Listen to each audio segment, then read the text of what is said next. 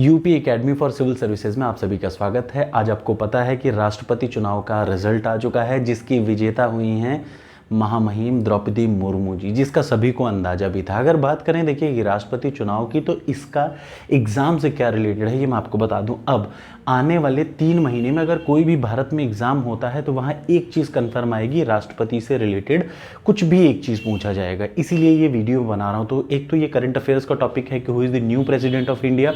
तो भारत की 15वीं सीरीज़ में कहा जाए तो कौन सी 15वीं राष्ट्रपति बनी है, कौन? द्रौपदी मुर्मू जी।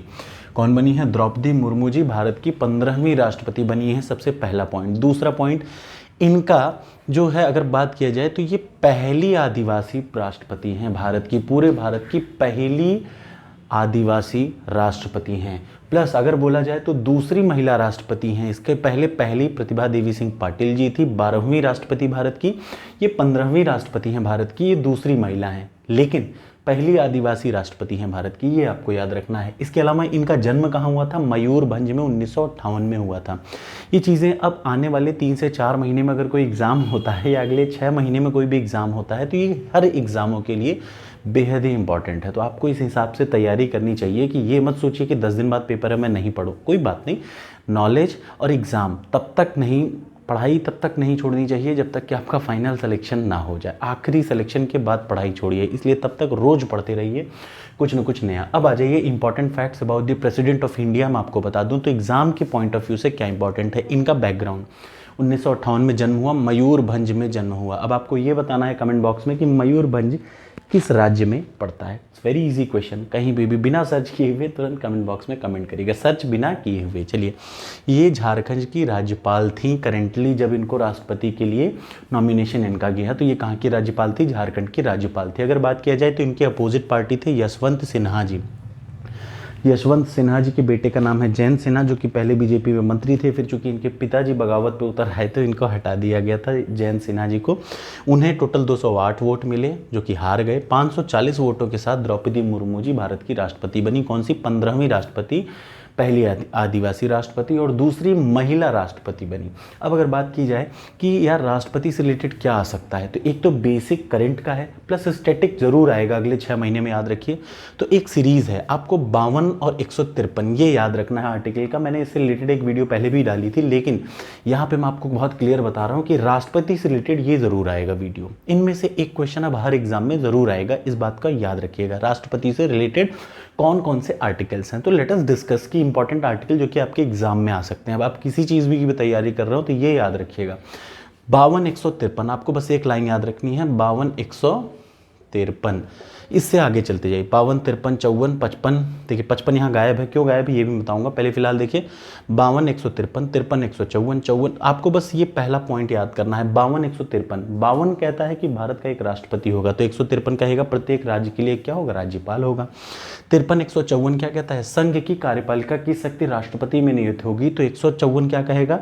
राज्य की कार्यपालिका शक्ति राज्यपाल में निहित होगी। 54 155 निर्वाचन, राष्ट्रपति का क्या होता है? निर्वाचन। लेकिन क्या राज्यपाल का निर्वाचन होता है?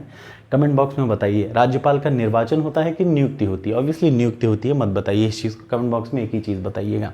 उसके बाद 56 156, यहाँ पे आपको याद रखना होगा, ये एक टर्निंग पॉइंट है। एक तो आपको 52 153 रटना है, दूसरा 56 156 कहता है पदावधि, पद की अवधि कितनी है? आमतौर पर 5 साल पदावधि होती है।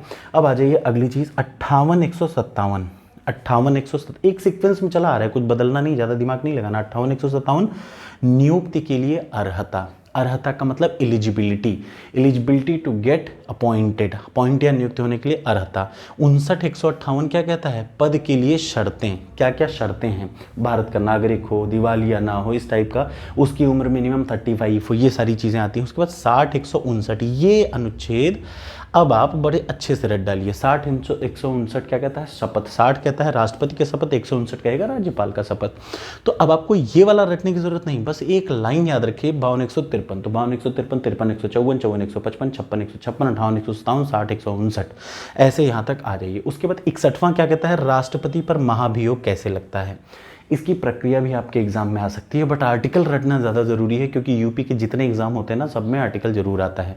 और ऑल इंडिया के लेवल पे all those exam in which you are going to appear it is mandatory to learn these all thing, ठीक है। इसके साथ ही उपराष्ट्रपति का जैसे रिजल्ट आएगा तो वो भी मैं आपको बता दूंगा, वो भी अगले 6 महीने तक हर एग्जाम में एक क्वेश्चन फिक्स आएगा। 62 क्या कहता है, नियुक्ति के समय पद, रिक्त के समय पद भरना, मतलब अगर किसी वजह से राष्ट्रपति का पद रिक्त हो गया है तो उसके पद को कैसे भरा जाए, ये आर्टिकल 62 बताता है।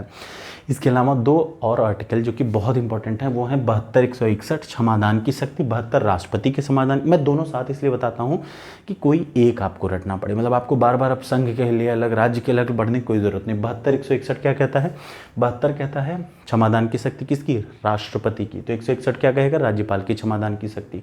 123 क्या कहेगा, राष्ट्रपति द्वारा अध्यादेश लाया जाना, तो 213 क्या कहेगा, राज्यपाल द्वारा अध्यादेश लाया जाना। ये बेसिक डिटेल्स हैं किसी भी राष्ट्रपति से रिलेटेड, इससे ज़्यादा क्वेश्चन किसी भी एग्जाम में नहीं आ सकता और ना इससे ज़्यादा आपको पढ़ने की ज़रूरत है। तो आपको ये अच्छा लगे तो कोई बात नहीं, मत लाइक करिएगा। कमेंट बॉक्स में एक क्वेश्चन मैंने पूछा है कि जल्दी से मयूरभंज किस जगह पे है, ये बता दीजिएगा। Thank you so much. ये चीज़ें जाननी इसलिए ज़रूरी हैं क्योंकि डेली बेसिस पे आपको पता है, एक बात हमेशा याद रखिएगा, जिस दिन आपका फाइनल अपॉइंटमेंट आ जाए उस दिन पढ़ाई छोड़िएगा, अदरवाइज डेली के करंट अफेयर्स थोड़ा थोड़ा ज़रूर पढ़ते रहिए। डेली क्या चल रहा है देश में आपको ज़रूर पता होना चाहिए। Thank you so much.